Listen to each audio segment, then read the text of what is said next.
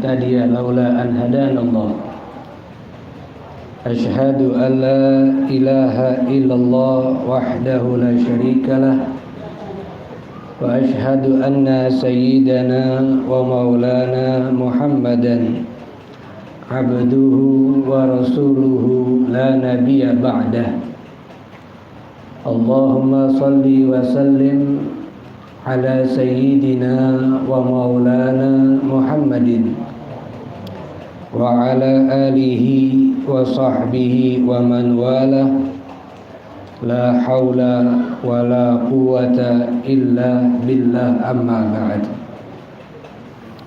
الحمد لله معاشر الحاضرين والحاضرات والإخوان والأخوات rahimani wa rahimakumullah. Alhamdulillah, bersyukur kita kepada Allah Subhanahu wa taala. Di malam hari ini Allah Subhanahu wa taala memudahkan untuk kita bisa duduk bersama di tempat yang Nabi Muhammad sallallahu alaihi wasallam menggambarkan perkumpulan seperti ini adalah taman daripada taman surganya Allah. Idza marartum bi riyadil jannah farta'u.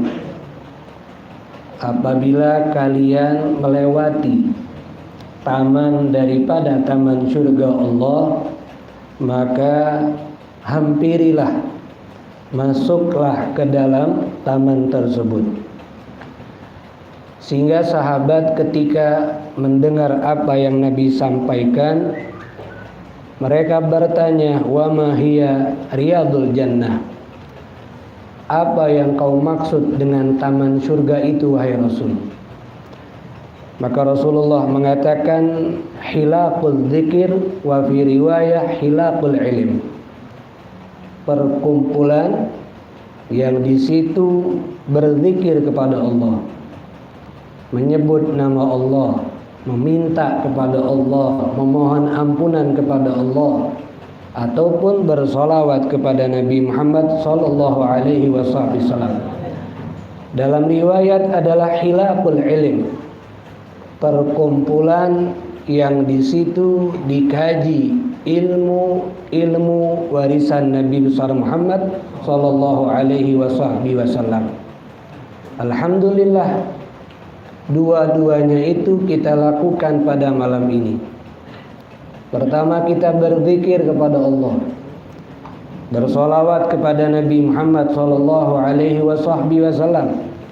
Dan sekarang kita pun mendengarkan nasihat yang telah disampaikan oleh Rasulullah sallallahu alaihi wasallam yang disusun oleh para ulama kita di dalam kitab hadisnya mereka. Yakinilah kalau kita sedang duduk di taman surga Allah, bukan hanya kebetulan nama masjidnya Bustanul Jannah, yang arti Bustanul Jannah juga adalah kebun surga. Kita duduk di tempat yang namanya kebun surga dan di perkumpulan yang dikategorikan oleh Nabi taman surga. Sehingga itu perintah dari Rasulullah.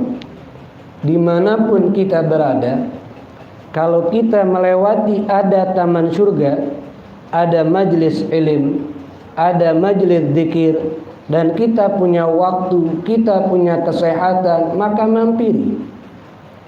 Kenapa Nabi katakan perkumpulan seperti ini adalah taman surga? Karena orang-orang yang masuk ke dalamnya ingin menjadikan dirinya sebagai penghuni surga. Sebab dia menggunakan anggota tubuhnya untuk ibadah kepada Allah. Dia gunakan lisannya untuk berzikir. Dia gunakan telinganya untuk mendengarkan perkataan-perkataan yang baik. Dia gunakan kedua matanya untuk melihat wajah saudara muslim karena kecintaan kepada Allah. Dan dia gunakan seluruh tubuhnya untuk mendekatkan diri kepada Allah Subhanahu wa ta'ala. Bahkan dalam riwayat yang lain Nabi Muhammad mengatakan, humul qaum la yashqa bihim jalisuhum.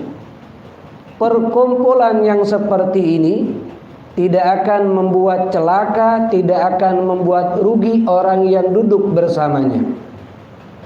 Walaupun di antara kita yang duduk di malam hari ini niatnya bukan karena Allah, niatnya bukan karena ingin mengambil keberkahan dari Nabi Muhammad SAW.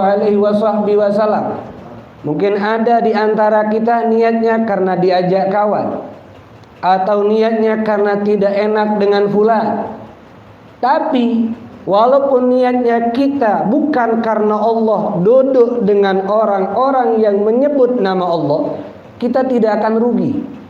Kita pun akan dimasukkan ke dalam orang yang berhak dapat ampunan Allah, dimasukkan ke dalam orang yang berhak mendapatkan rahmat dan barakah dari Allah Subhanahu wa ta'ala.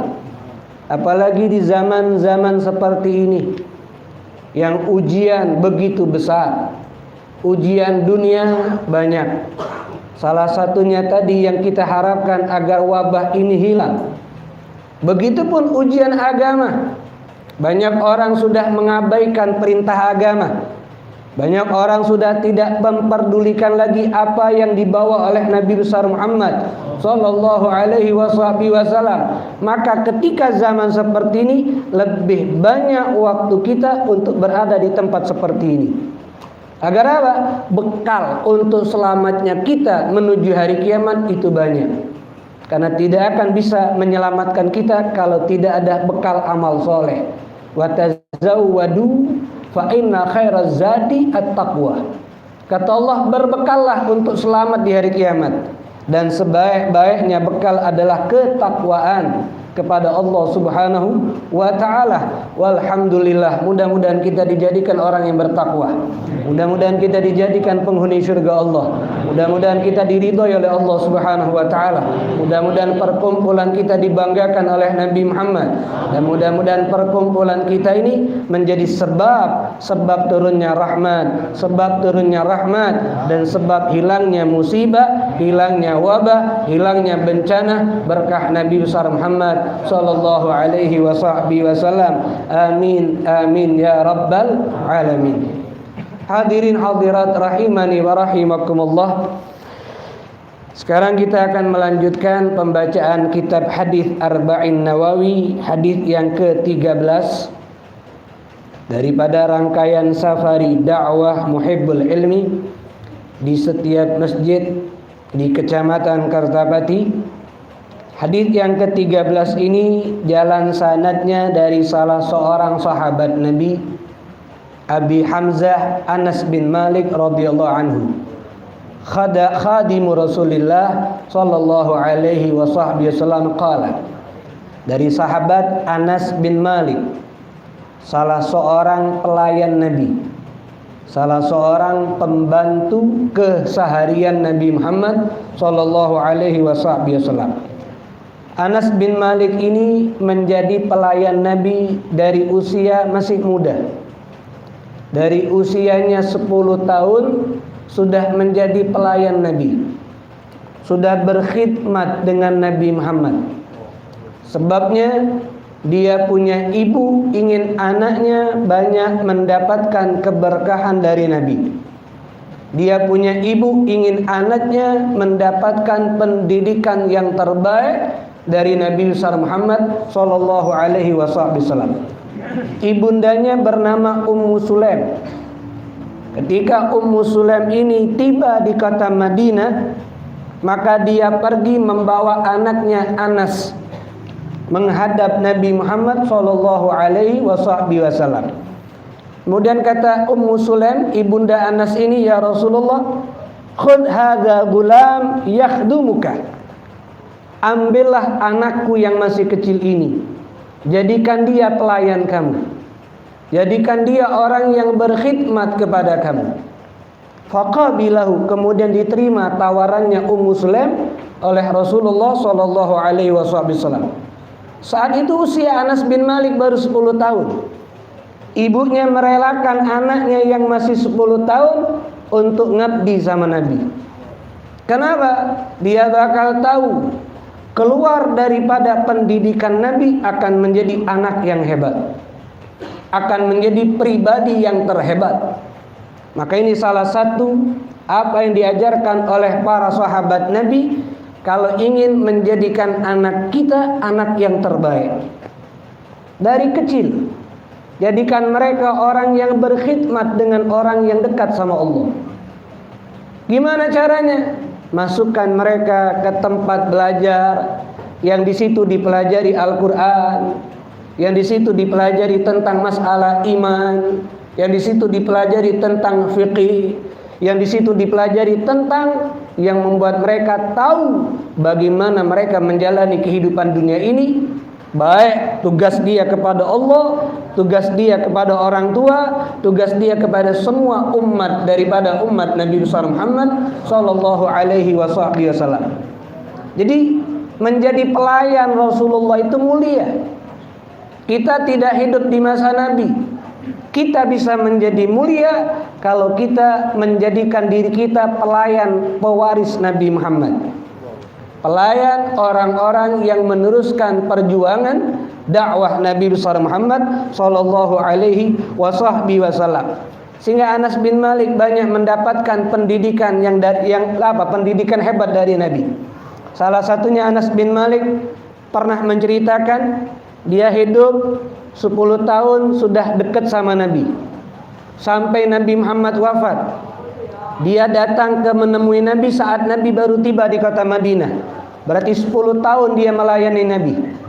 Pernah suatu hari, kata Anas bin Malik, ketika aku sedang memegang ceret yang berisi air untuk aku menuangkan air ke kedua tangan Nabi, tiba-tiba Nabi Muhammad mengangkat wajahnya melihat ke arah wajah saya. Kemudian Rasulullah berkata kepada saya, "Ala u'allimuka thalatha khisalin tantafi'u biha." Maukah kamu wahai Anas, saya ajarkan kepada kamu 3 perkara. Yang mana 3 perkara ini sangat memberikan manfaat buat kamu. Baik untuk urusan duniamu, walaupun dan juga urusan akhiratmu. Faqultu bala. Maka Anas bin Malik mengatakan, tentu ya Rasulullah, saya mau. Akhirnya Nabi Muhammad ajarkan yang pertama, mata laqita min ummati ahadan fasallim alaih yatul umruk. Ketika kau berjumpa dengan salah satu daripada umatku, maka ucapkan salam kepadanya. Maka dengan sebab itu akan memberikan panjang usia. Maka mengucapkan salam ketika berjumpa itu memberikan satu keistimewaan. Kata Rasulullah, yatul umruk, akan memanjangkan usia. Makna panjang usia bisa jadi usia yang awalnya ditakdirkan hidup sekian tahun di atas dunia karena sering mengamalkan yang faedahnya bisa mendapatkan panjang umur, ditambahkan usianya oleh Allah. Bisa jadi juga usianya tetap seperti apa yang Allah tentukan, tapi keberkahan waktunya itu yang diberikan dengan jumlah yang banyak oleh Allah subhanahu wa ta'ala. Mengucapkan salam hukumnya sunnah, menjawab salam hukumnya wajib. Kalau salam itu diarahkan kepada satu orang, maka orang tersebut hukumnya fardu ain untuk menjawab. Tapi kalau salam itu diarahkan untuk orang banyak, maka hukum menjawab bagi orang banyak itu fardu kifayah. Kalau sudah sebagian menjawab, maka yang tidak menjawab tidak mendapatkan dosa. Tapi kalau fardu ain, satu orang mengucapkan salam kepada kita, tidak ada orang lain di situ, hanya diarahkan kepada kita, kita tidak menjawab salamnya, maka kita meninggalkan hal yang wajib. Berarti kita melakukan satu perbuatan dosa. Tapi mengucapkan salam yang sunnah, menjawab salam yang wajib, yang lebih besar pahalanya adalah mengucapkan salam ketimbang menjawab salam. Padahal menjawab salam wajib. Kenapa mengucapkan salam lebih utama? Sebab dia lebih memberikan kepedulian terhadap saudaranya. Karena salam yang diajarkan oleh Nabi itulah doa.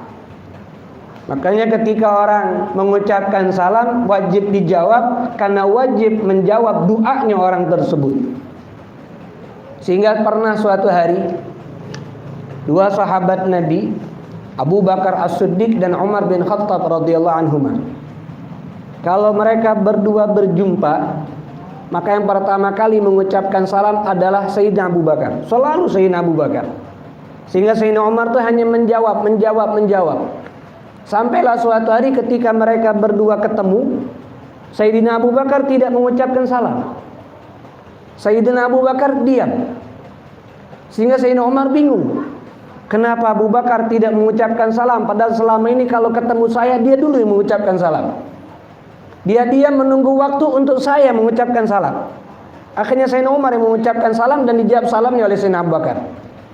Tapi Sayyidina Umar merasa bingung, kenapa? Apakah Abu Bakar marah dengan saya? Sehingga dia pergi menghadap Nabi Muhammad menceritakan kejadian ini. Sehingga Nabi Muhammad tidak mau mengambil sikap menduga-duga, sehingga dipanggillah Abu Bakar untuk tabayyun, untuk mencari kejelasan kenapa Abu Bakar tidak mau mengucapkan salam terlebih dahulu, yang mana biasanya ia selalu mengucapkan salam terlebih dahulu. Ditanya oleh Rasulullah, wahai Abu Bakar, Umar ini bertanya kepada saya, dia bingung kenapa kau tadi tidak mengucapkan salam dulu, padahal selama ini kau dulu yang mengucapkan salam. Sehingga kata Sayyidina Abu Bakar, orang yang berjumpa dan yang mendapatkan pahala yang banyak, yaitu yang pertama kali mengucapkan salam. Dan saat ini saya menginginkan pahala itu didapatkan oleh Umar bin Khattab. Sehingga saya diam, biar Umar yang mengucapkan salam terlebih dahulu kepada saya. Nah, ini menunjukkan mengucapkan salam walaupun hukumnya sunnah, tapi keistimewaannya lebih besar daripada menjawab salam walaupun hukumnya wajib. Ini yang pertama. Tapi yang perlu kita pahami dari omongan Nabi ini, tidak cukup hanya mengucapkan salam, tapi hakikat daripada salam. Salam itu memberikan keselamatan. Maknanya ketika berjumpa dengan salah satu umat Nabi, berikan keselamatan kepada mereka. Kalau kita bertemu orang, kita ucapkan Assalamualaikum, tapi hati kita ingin mencelakakan dia, maka kita tidak dikatakan mengucapkan salam. Hanya zahir mengucapkan salam, tapi hakikatnya tidak. Kenapa? Ada keinginan mencelakakan dia, ada keinginan merugikan dia. Maknanya berikan keselamatan setiap berjumpa dengan umat Nabi Muhammad. Apa keselamatannya? Kalau melihat orang tersebut jauh dari Allah, ucapkan salam, ajak dia selamat supaya dia tinggal apa yang dilarang oleh Allah Subhanahu wa taala, supaya dia kembali ke jalan Allah Subhanahu wa taala. Itu makna salam. Jangan memberikan kerugian kepada umat Nabi, tapi berikanlah kemanfaatan kepada umat Nabi besar Muhammad sallallahu alaihi wasallam. Yang kedua, wa idza dakhalta baitaka fasallim alaihim yakthuru khairu baitika. Setiap kau masuk ke dalam rumahmu, maka ucapkanlah salam ketika masuk. Karena dengan salam yang kau ucapkan setiap masuk rumah, itu akan memperbanyak kebaikan di dalam rumahmu. Nah, ini kadang-kadang kita lupa. Itu nih ngucapkan salam kalau masuk rumah wong. Tapi kalau masuk rumah dewek tidak ngucap ke salam. Dengan alasan apa? Rumah dewek juga. Nabi ngomong baitaka, rumah kamu. Berarti rumahnya Anas bin Malik. Bukan baita ghairik, bukan rumahnya orang lain. Nabi itu mengingatkan jangan kita sibuk memperbanyak kebaikan dalam rumah wong dengan ucapan salam kita, tapi lupa memperbanyak kebaikan dalam rumah dewek dengan kita dak galak ngucapkan salam masuk rumah dewek. Mak mana kalau dak kati wong ada ajarannya. Ucapkan Assalamualaikum warahmatullahi wabarakatuh wa alaina wa ala ibadillah sholihin. Itu cara mengucapkan salam walaupun tak kati wong di rumah. Jadi jangan lupa setiap masuk rumah dewek ucapkan salam. Kalau kepengen kebaikan dalam rumah kita banyak. Apa kebaikan dalam rumah? Ketenangan. Jadi pas di rumah tenang. Pas di rumah nyaman, pas di rumah memberikan semangat untuk berbuat baik. Rumah kita dijauhkan dari musibah, rumah kita dijauhkan dari bencana. Itu mana kebaikan? Ucapkan salam. Yang ngajarkan siapa? Nabi Muhammad sallallahu alaihi wa ala alihi wasallam. Kemudian yang ketiga kata Rasulullah, wa sholli salatad duha fa innaha salatul awwabinal abrar. Salatlah kamu daripada salat duha. Setiap hari paling sedikit 2 rakaat. Kenapa? Karena salat duha itu salatnya orang-orang yang selalu ingin mendekatkan diri sama Allah. Kenapa bisa dikatakan hanya salat duha? Sebab di waktu itu kebanyakan wong sudah lupa sama Allah. Karena sudah sibuk nyai dunia. Karena waktu duha waktu pagi. Setelah terbit matahari ditambahkan 16 menit, itulah masuk waktu duha. Jadi kalau kita nyingok jam sholat, itu ada tulisan syuruk. Syuruk itu bukan waktu isyraq, apalagi waktu duha. Syuruk yang ada di waktu jam sholat itu adalah terbit matahari. Jadi kalau waktu syuruk belum boleh sholat. Itu termasuk waktu yang dilarang melaksanakan sholat. Jadi kapan boleh melaksanakan sholat? Dari waktu syuruk tambahkan 16 menit. Kalau sudah lewat 16 menit, itulah waktu isyraq yang boleh melaksanakan sholat isyraq. Nah langsung duha juga boleh. Karena waktu isyraq juga sudah masuk daripada waktu duha. Laksanakan duha setiap hari walaupun 2 rakaat. Apalagi salah satu faedah dari sholat duha memperlancar rezeki kita. Jangan duha bae digawe ke subuh ida. Subuh dulu baru duha. Ustaz, beb, ana setiap hari sholat duha tapi ngapo sempit tulah rezeki ana. Subuh dah ida ya wajar. Jangan kebalik. Subuh baru duha, maka rezeki akan diberikan kemudahan. Nah dia tidak ada sholat subuh, dia tidak sholat duha, lancar baik rezekinya. Jangan dikira wong yang ibadah rezeki lancar itu ada kedudukan di sisi Allah, dia sedang ditipu oleh Allah. Nah kau dimudahkan dunia kau, tapi kaget kalau kau dah ibadah kaget disiksa di hari kiamat. Itu namanya istidraj. Satu bentuk tipu daya oleh Allah. Sehingga kalau kita kepengen nyingok kita ni ada kedudukan atau tidak di sisi Allah, jangan nyingok dunia, tapi jingok agama kita, di mana Allah mudahkan waktu kita untuk agama. Kalau waktu untuk agama banyak, berarti kita berhusnudzon sama Allah, mudah-mudahan ada kedudukan di sisi Allah. Tapi kalau ternyata waktu kita untuk dunia lebih banyak, maka takutnya tidak kati kedudukan yang ada akan sengsara di hari kiamat, disiksa oleh Allah Subhanahu wa taala. Ini pendidikan dari Nabi Muhammad sallallahu alaihi wasallam kepada sahabat Anas bin Malik. Dan Anas bin Malik ini mendapatkan doa dari Nabi atas permintaan ibunya. Apa doanya? Allahumma akthir malahu wa waladahu. Ya Allah, perbanyak hartanya dan anaknya. Sehingga Anas bin Malik ini dia mendapatkan rezeki harta itu sangat banyak. Dia punya kebun kurma. Kalau wong lain panennya setahun sekali, tapi kebun kurmanya Anas bin Malik dalam 1 tahun panennya 2 kali. Ini apa namanya, di luar kebiasaan. Tapi karena berkat doa Nabi, dia punya anak ini bukan cucu. Dia punya anak sebanyak 125 anak. Jangan nanya sama anak bininya berapa, tak tahu. Tak disebutkan jumlah bininya, yang jelas disebutkan jumlah anaknya. Siwa ruziqa min sulbi siwa waladi. Kata Anas bin Malik, aku diberikan rezeki anak kandung bukan cucu, sebanyak 125 anak. Kenapa baca? Berkat doa Nabi. Jadi doa Nabi itu manjur. Apakah hidupnya susah? Tidak. Makanya kalau minta doa sama orang soleh, jangan nanggung-nanggung. Ustaz, doa ke biar anak-anak banyak. Dinjo oleh Allah karena doa orang soleh tadi banyak anak kita. Tapi sayo, kenapa? Lupa lengkap ke. Doa anak banyak, rezeki banyak, itu harus tambahkan juga. Maka kalau doa jangan nanggung, ya Allah kayo ke aku. Kayo tapi sayo. Ya Allah kayo aku dalam keadaan sehat, dalam keadaan afiat, dalam keadaan sejahtera, dalam keadaan nikmat. Jadi ketika dijadikan kayo, apa yang kita tambahkan juga Allah berikan.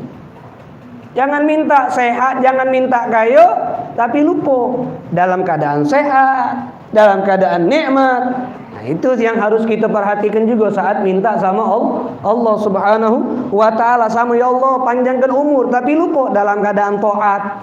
Akhirnya panjang umur ngelantung, panjang umur ngelolo.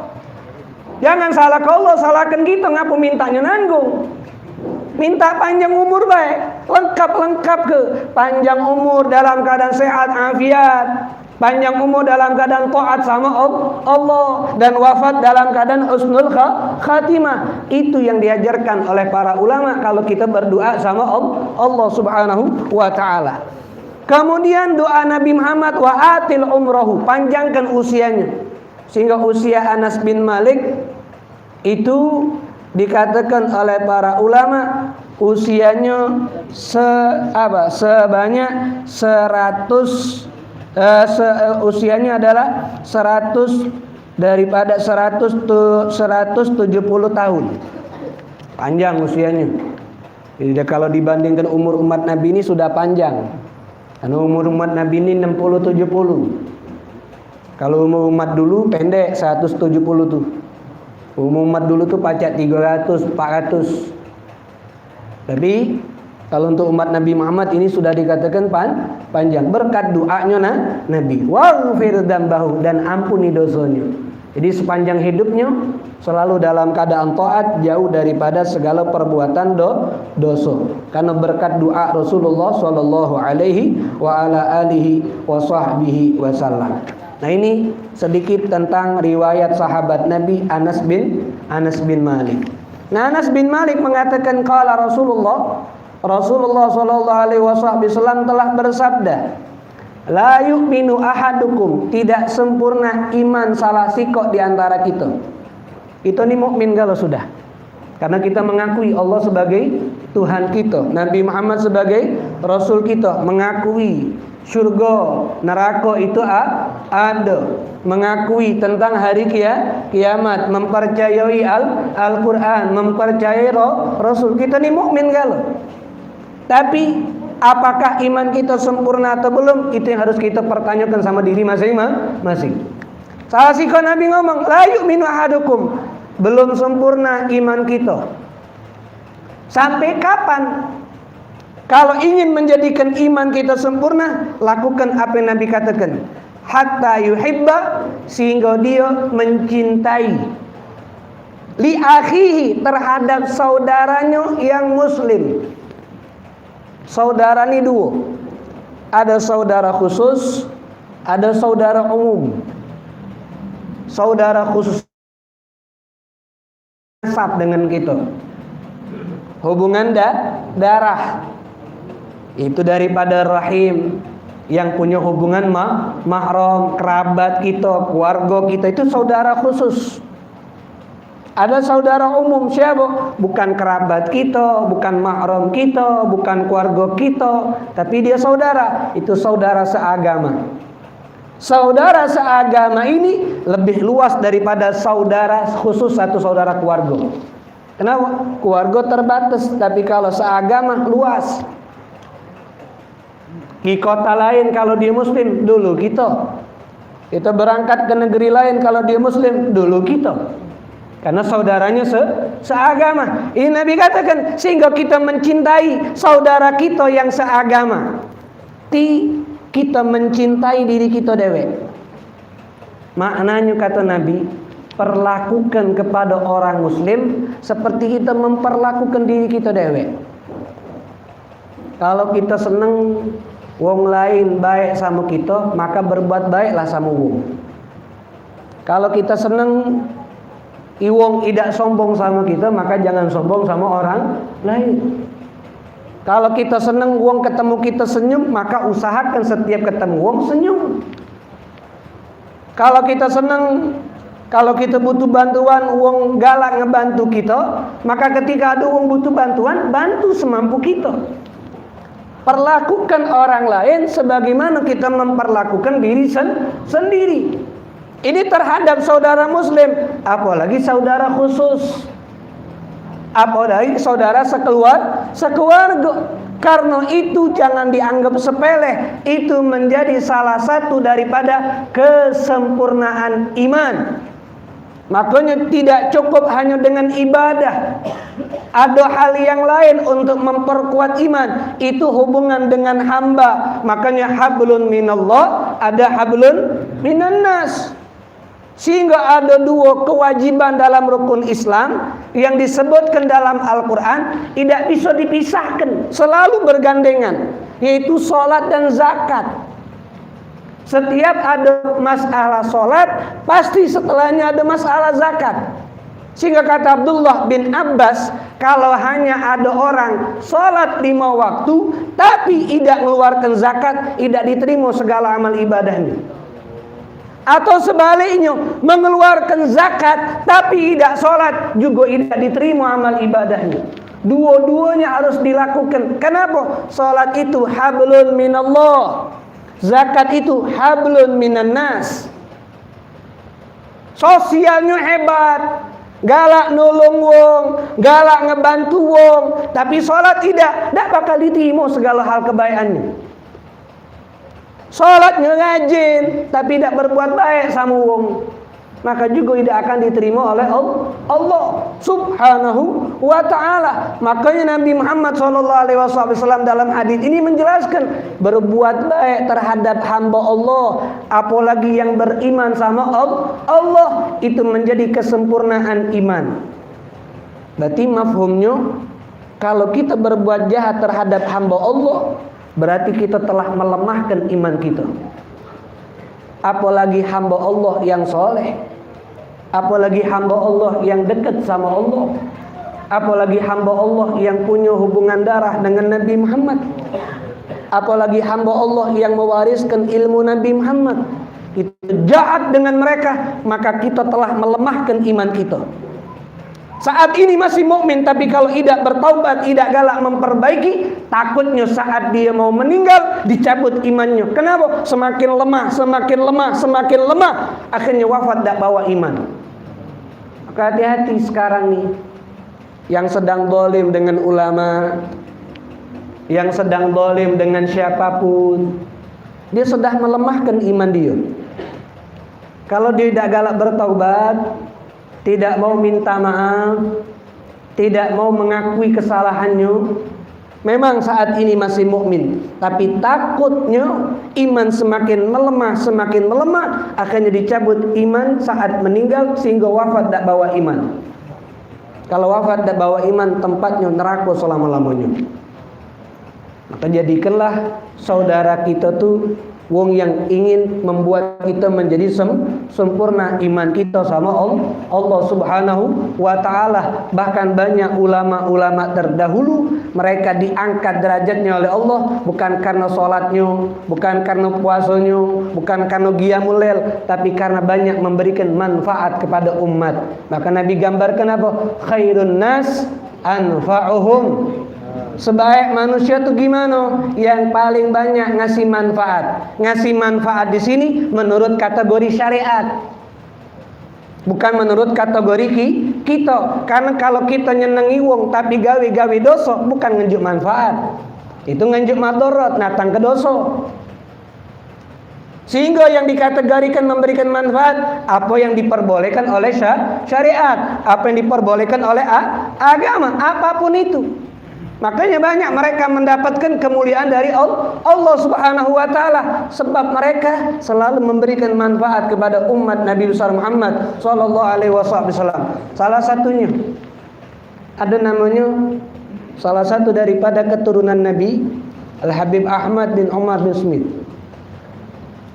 Beliau ini kalau ada ulama mimpi ketemu Nabi Muhammad, maka Rasulullah Shallallahu Alaihi Wasallam ketika ulama ini minta doa dari Nabi dalam mimpi tersebut, Rasulullah selalu ngomong, kau datangi anakku yang namanya Ahmad bin Umar, minta doa sama dia.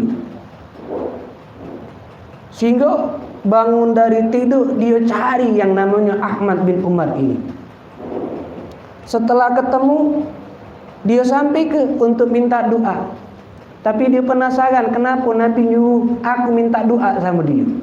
Apa dia amalan istimewa dia nih? Setelah ditanya, dah kata, sholat aku tak begitu banyak, puasa aku tak begitu banyak. Setelah dicerita, dia cari tahu info tentang wong ini, Ahmad bin Umar ini. Wong lain ngomong, beliau ini selalu memberikan manfaat dengan yang dia miliki, itu ilmu. Dia masuki masjid-masjid yang ada di negeri Hadramut, nama kotanya Shibam. Dia masuki masjid-masjid yang ada di Shibam, diajar ke tentang sholat, diajar ke tentang wudu, sehingga orang-orang di situ paham kalau bagaimana wudu yang betul, bagaimana sholat yang betul. Sebab itu dia menjadi orang yang berarti berbuat baik sama umat Nabi itu sama baik kita berbuat baik sama Nabi. Berbuat baik sama hamba Allah sama baik kita berbuat baik sama Allah Subhanahu wa taala. Makanya kata Allah Subhanahu wa taala, iyalullah, kita ini adalah keluarganya Allah. Maknanya apa? Kita kalau berbuat baik sama orang lain, berarti kita ini berbuat baik sama Allah. Kita ini keluarganya. Sehingga itu yang menjadi kesempurnaan iman. Kalau tidak baca ngenjuk manfaat, jangan ngenjuk madarat. Tidak bisa memberikan kebaikan, jangan memberikan keburukan. Lebih lagi kalau kita bisa lebih mengutamakan orang lain daripada dirinya sendiri. Tapi ini dalam urusan agama. Dalam urusan dunia, bukan urusan agama. Tapi kalau urusan agama tidak boleh ngalah. Contoh, kalau ngalah dalam urusan agama makruh. Anak kasih contoh masalah soft sholat. Soft sholat berjamaah yang paling bagus itu soft awal. Kita ngalah, lajulah kau ke depan, biarlah aku di soft kedua. Ini perbuatan ngalah kita ini makruh. Kenapa? Kalau urusan agama tidak boleh saling ngalah, yang ada berlomba-lomba untuk nyari pahala. Datang, ada uang minta sedekah, kita lagi ngumpul, kau bela, besok aku. Ini makruh. Ngapa? Karena urusan agama, nyai pahala ini. Biarlah kau tidak kau bela. Ini hukumnya makruh. Yang bagus itu mengalah untuk orang lain dalam urusan dunia. Contoh, ini ada minum segelas nilah. Kita lagi duduk berlima, sama-sama haus. Sama-sama kepengen minum. Maka kita sudah kau minum. Padahal kita butuh sama minum ini. Karena kita juga haus, tapi kita ngalah. Biarlah orang lain minum. Ini yang mulia. Ini yang mengangkat derajat. Nah kita ini kebalik. Urusan dunia tidak galak ngalah, urusan agama ngalahnya besar nian. Lajulah. Kaget aku sedekah. Tapi kalau urusan makanan nanti nomor 1. Gambaran utama kalau pergi acara makan prasmanan. Nah ini bisa kita ngamal ke gimana? Pas disuruh tegak ngelok makan, yalah buncutan terakhir kalau terakhir dikit lauk tinggal, dah apa-apa, biarlah yang lain kenyang. Nah ini yang dimaksud. Kenapa? Mengutamakan orang lain dalam urusan dunia. Pas acara zikirnya duduk paling depan, itu bagus. Kita kan kebalik. Pas tahlilannya duduk di jabo, wong baca yasin diam, wong baca tahlil diam. Pas waktu makan ngantri nomor depan. Nah ini yang harus kita robah. Jangan kita anggap sepele. Kenapa? Karena ini menjadi kesempurnaan iman. Makanya temanya cinta untuk kesempurnaan iman. Mencintai orang lain sebagaimana mencintai diri sendiri. Maknanya perlakukan kebaikan kepada orang sebagaimana kita memperlakukan kebaikan kepada diri kita sendiri. Makanya dalam Al-Quran masalah mengutamakan tadi itu namanya itsar. Ada ayat wa yu'thiruna ala anfusihim walau kana bihim khasasah. Mereka tuh lebih mengutamakan orang lain walaupun mereka butuh. Kata ulama tafsir, itu ayat turunnya kepada salah seorang sahabat Nabi.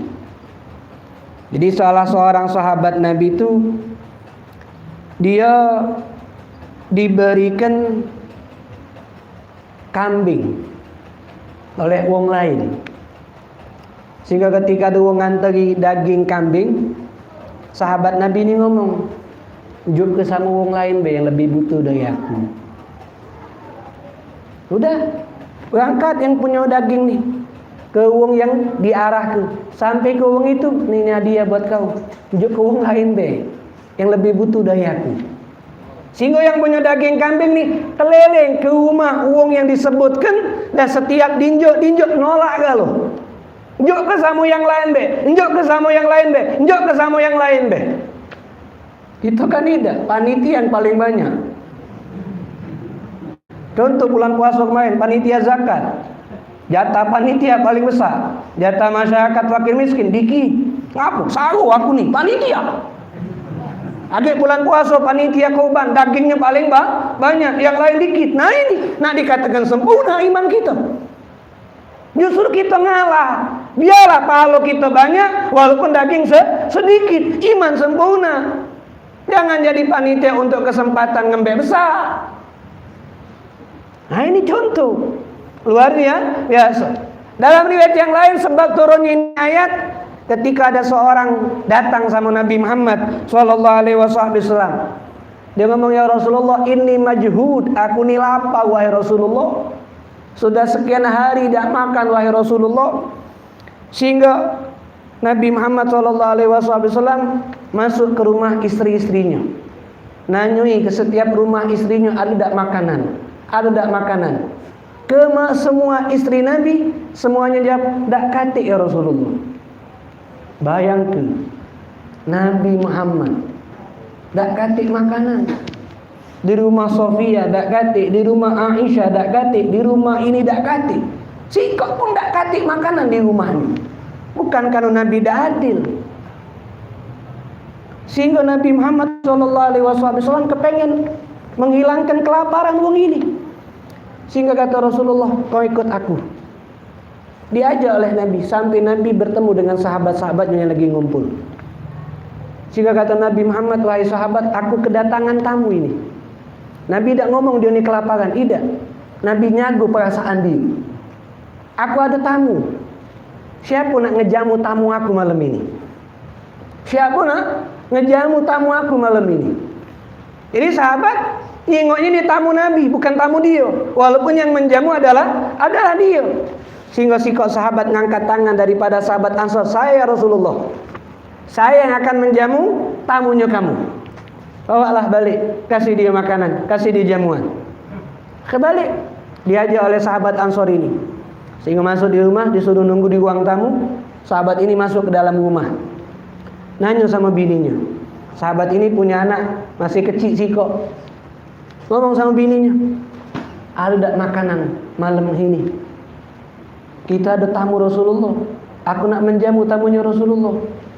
Kata bininya, "Aduh, cuman makanan anak kita.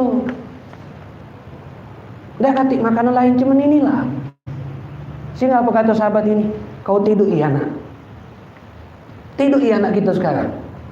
Biar dia tidak ngasuh lapar. Terus kau siapkan 2 piring sama 2 sendok. Aku bawa pangkat piring tersebut ke depan. Kaget pas aku nyampe di ruang tamu, kau mati ke lampunya. Sikok piring ada isi, sikok piring kosong. Kau mati ke lampunya. Kenapa disuruh mati ke lampu? Biar tamu tuh ngasuh aku melok makan juga. Padahal dia cuma bunyi kepenging-pengingnya be. Kate makanan. Sehingga mereka sekeluarga di malam itu tidak makan. Hanya menjamu tamunya Rasulullah sallallahu alaihi wasallam. Anaknya dibuat juga tidak makan. Sehingga mereka menjadi orang-orang yang mulia di sisi Allah Subhanahu wa ta'ala. Bahkan sahabat itu mengutamakan orang lain dalam urusan dunia. Bukan lagi sehat, lagi sekarat pun mereka masih memikirkan wong lain, masih menting ke wong lain. Maka ada seorang namanya Hudzaifah Al-Adawi. Dia ketika perperangan Burmuk, aku nih pergi selesai dari perperangan Burmuk itu, aku pergi mencari sepupuku, mencari misanku. Ketika aku dapeti dan dia bawa botol minum, isi banyu minum. Pas aku dapeti ternyata misan aku sudah sekarat, sudah banyak luka di badannya, kena pedang, kena tombak, kena panah, sudah sekarat. Sehingga misan aku ngomong, Alma minta air.